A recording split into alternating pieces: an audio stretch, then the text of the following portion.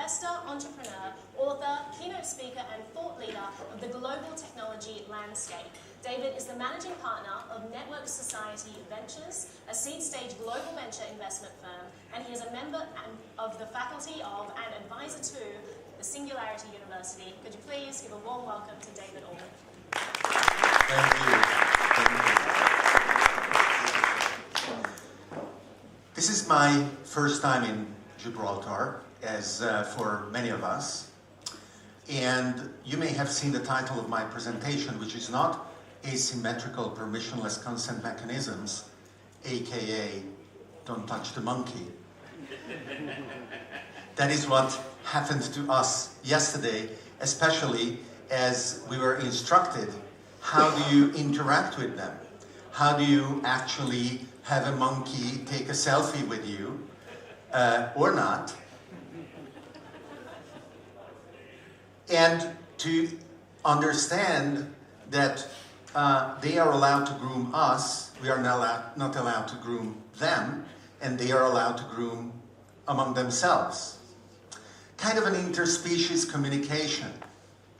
And as many of you passionate about Bitcoin and blockchain try to talk to your fellow humans, there are sometimes breaks down in intraspecies communication too.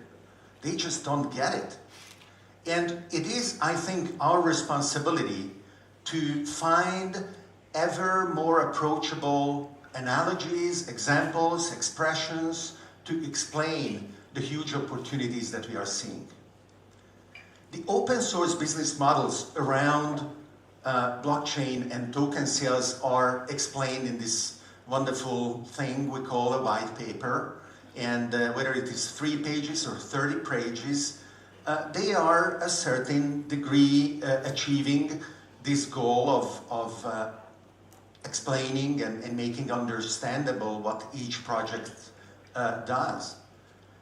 But the most important part, in my opinion, is that the business models, however they are explained, must lead to the implementation of a feature in a network that allows interoperable platforms to emerge. These new platforms create a diffusion mechanism that is very novel. Some of you may remember screenshots like this. This used to be the way that software spread. We had it on CDs, and before CDs we had it on floppy disks. Floppy disks could be like this, or some of you remember floppy disks were also like this. Those were the 8-inch floppy disks, the first ones. And here the interesting point is that this was shareware. When you installed it, you had a certain period of time, and that is more appropriately trialware. And it feels like kind of when a project under-delivers on their promise of when the network is ready to launch, you know, whether the roadmap says 30 days or 2,478 days of waiting for the launch of the app that starts the real substantial value support for the token. I hope none of the teams here are going to be on that kind of countdown. But really today, we can start to understand that the tokens themselves are the viral payload of open source business models.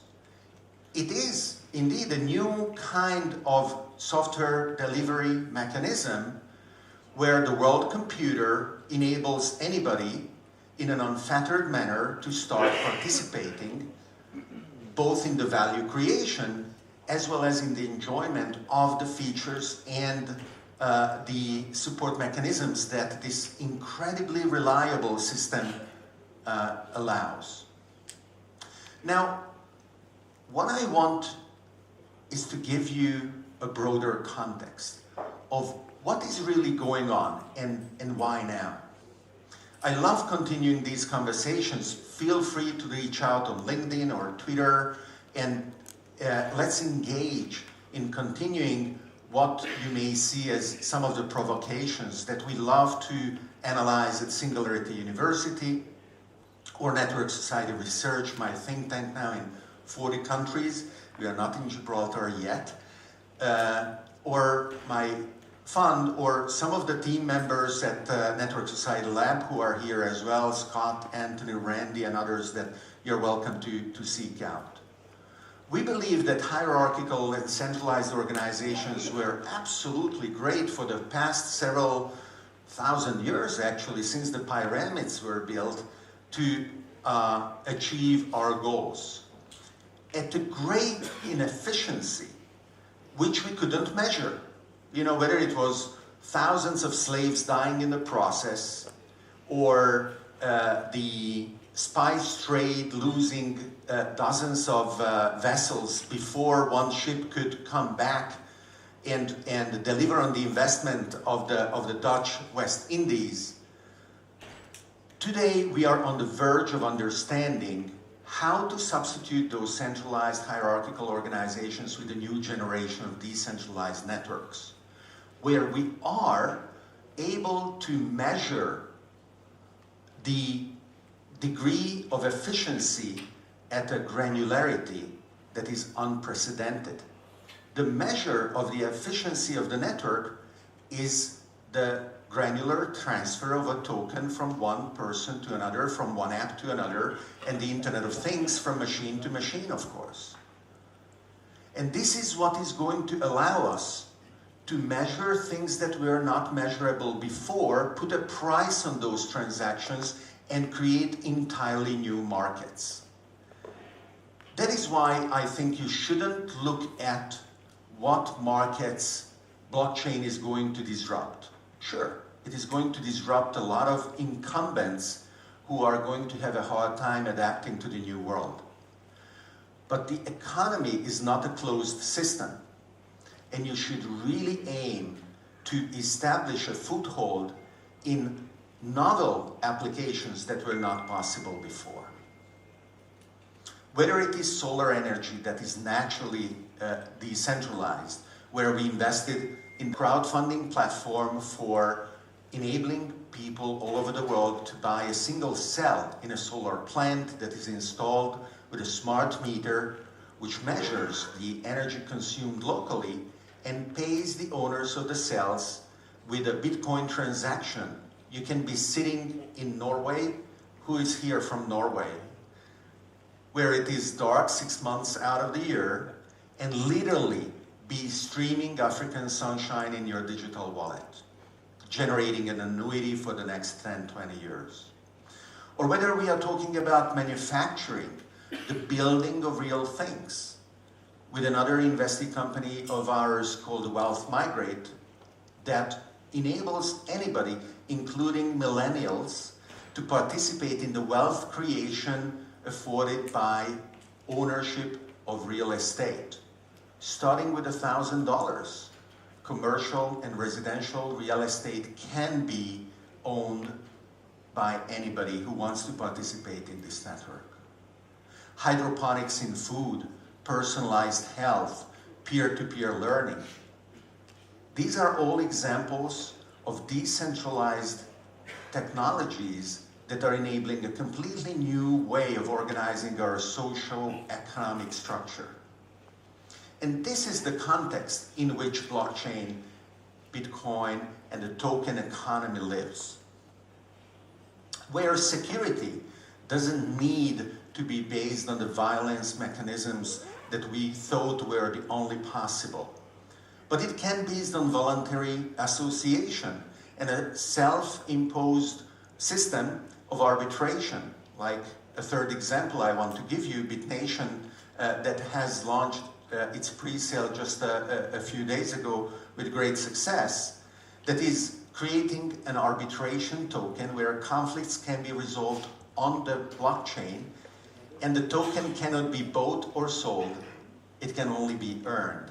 And it doesn't matter whether you lose or you win in the arbitration, your reputation is increasing if you are able to resolve the conflict in a non-violent manner.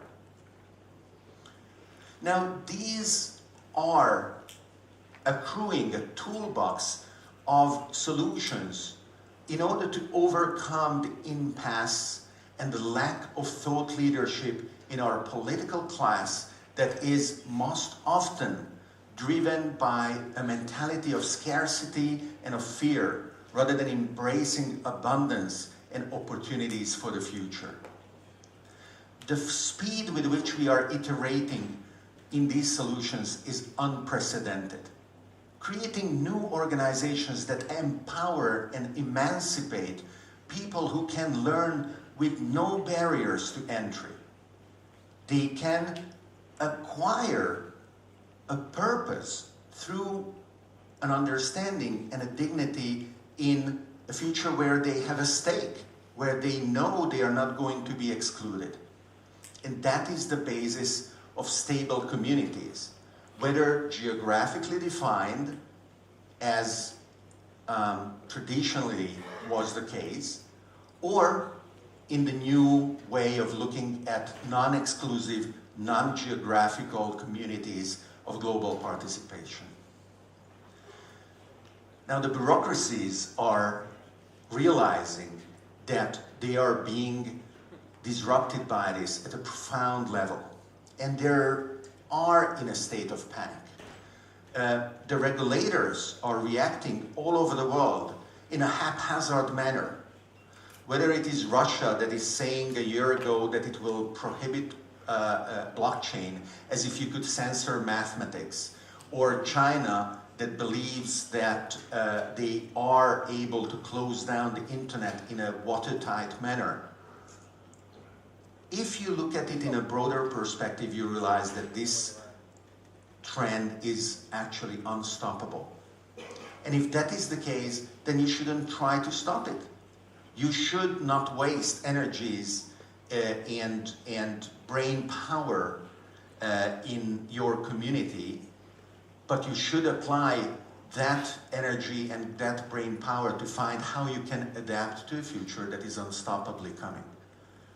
Because it is going to be okay. It is going to work out. And we can work together to make it work well. And that is, of course, why you are here. Because you are active participants in this, which is a true, peaceful revolution that is transforming the world. Thank you very much.